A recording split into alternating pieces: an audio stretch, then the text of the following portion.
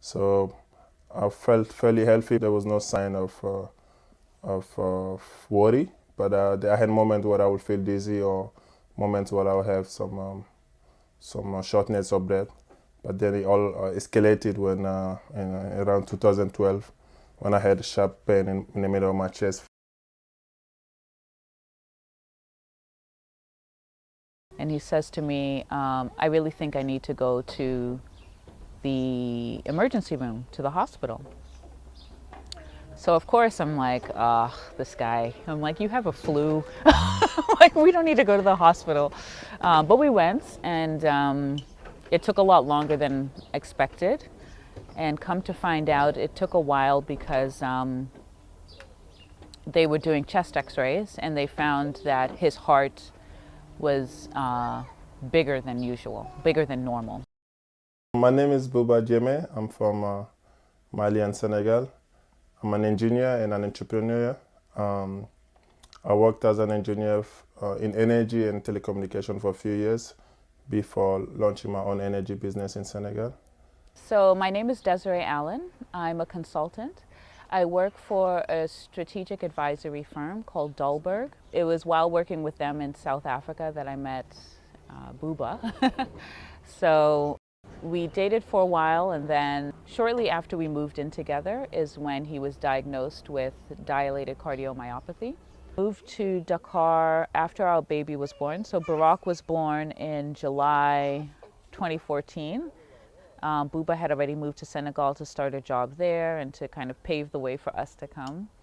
And the first year in Senegal was, health-wise, was fine. Beginning of last year is when a lot of that changed. He started coughing again, and I remember sitting on the couch and thinking, the last time I heard him coughing like this was in South Africa, right before he got diagnosed. You're in between wanting to be optimistic and say, okay, this is going to resolve itself. We just have to keep moving, keep living, and really just being scared. Like, I just wanted us to pick up and come to the US, right? How does this idea of dialogue and negotiation apply in a country where you've got this very violent conflict with an extremist group? With whom will you seek to speak with, to create these voices of dialogue and negotiation?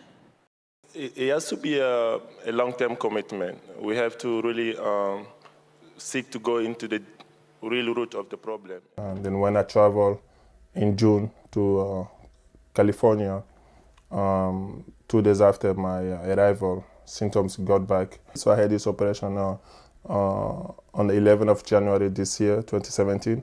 So it's almost gonna be 3 months. And then I spent about a month at the hospital, including 1 week in the ICU.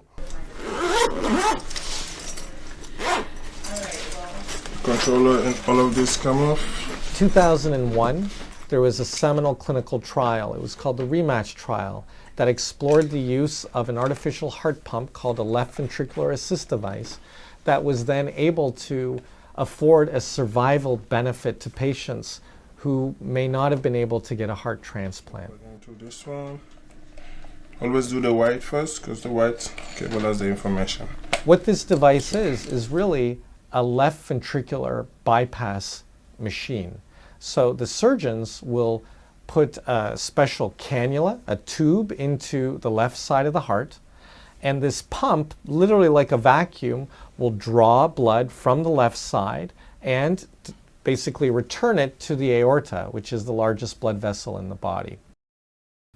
And so by virtue of doing so, it's able to generate blood flow that is more or less independent of the left side of the heart, and that patient then benefits from having not only improved blood flow, but improved survival, even though they may not get a heart transplant. The hardest part for me was, it wasn't even so much that it was hard, it was just amazing to me, but was just how many IVs they had hooked up. I mean, it was like an orchestra. It was, both sides of the bed were just like tubes and like all of this. And I was just like, my God. But that was fine. I think the hardest part for me was the day that They essentially had to stop Bouba's heart. They did it twice because he was having, I think they call it AFib, but his heart was misfiring essentially, so they wanted to restart it. They called me and said, we think you should come in. So I, you know, of course, rushed right over. And I'd never seen Bouba angry in all the years that we've dated. Like, I'd never seen him like angry like that. He was just so upset because he just felt as though it was a setback, you know? He was doing so well, and then all of a sudden he wasn't doing well anymore. And then I also think he felt as though he understood what was happening with his body, and it was kind of like almost an invasion of that. So there was, I think that was the worst day. But after that, it was pretty smooth sailing. 3 months since operation, I really feel very good, and I'm ready to get back to normal life, the new normal life. And I use a shower bag, which is this bag here. My son is about almost 3 years old, so he's 2 and 9 months. We're able to run around a little bit more. We're able to play, you know, throw the ball, play, go shoot basketball, almost any sport except for contact sport and swimming. So I'm still able to be active with him, and I think after the heart transplant, I'll be able to get back to that full contact sport if we have to. So far, it's young, so we're able to do a lot of the fun stuff with him. He understands that, you know, Daddy is not well, so he kind of also enjoy looking after me, explaining to people that Daddy has a pump, Daddy has batteries. So this is waterproof, and at the same time I can still see all the alarms and the batteries. And I use this under the shower. I was put on the waiting list since October, so that meant that at any moment there could be a match, and then I could be called for the procedure. The challenge is that there are about 7 million people with various degrees of heart failure in terms of its severity. But over the last 10 to 20 years, the number of transplants in this country have only been about 2,300, and that's been a stable number. There is a gap, if you will, in the number of patients who need a new heart or some type of heart replacement therapy, and those who are eligible and are able to get a new heart. I only have this one to deal with. In my case, it gets trickier because I'm 6'7" and 6'7", so that's not very common to have, and then with my weight, about 230 pounds, so finding somebody in the same frame is not common. Let's finish this. I think you should be about to. My timing hasn't been perfect. Let's finish. Did you eat? Did you finish eating? Go eat. So there's a lot of frustration. I think just being not able to do what you want to do, being able not to go where you want to go, the freedom of it, it's difficult. Place this in. You realize that the wall is not necessarily built for people with, I would say, disabilities or with restrictions. So that's a frustration to deal with, but it's an adjustment that we go through, and I think it makes you stronger and makes you tougher as you deal with it. In case any of these batteries are faulty or running low.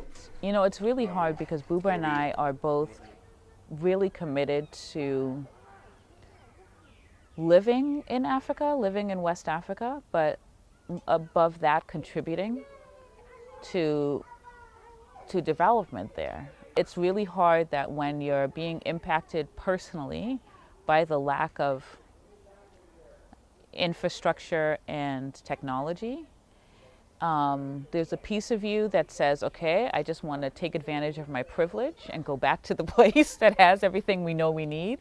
I'm definitely going to think about that, and definitely already talking to the doctors in how we can bring more technology in Africa, as this one, which is probably the high end of the technology spectrum. This is a journey that I'm happy to, I'm passionate about already, even before being sick. I grew up in a family of doctors, so going forward, that's one of the challenges we hope to contribute to. Kick it with your foot. Kick it with your foot.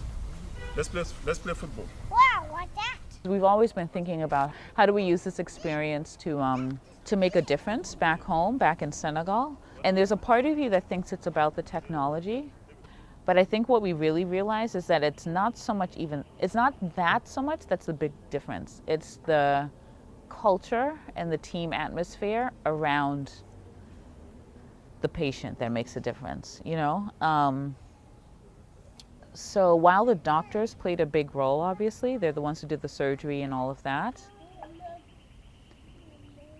we hardly saw them as much as the nurses. Like, the nurses were the ones who made all of the difference. They were the ones who advocated for Bouba. They knew what was happening with him on a day-to-day basis. The doctors relied on them to really understand what was happening. And we realized that would make a huge difference, is just having trained professional support staff who could support the doctors and support the patient. This is a life journey, so this is going to be something to deal with for the rest of my life, even after the heart transplant. You know, you got to take medication every day. You have to be really cautious. It's an adjustment that is necessary, but it's you know, it's about your life. So it's been rewarding at the same time to have that relationship with people, with family and friends.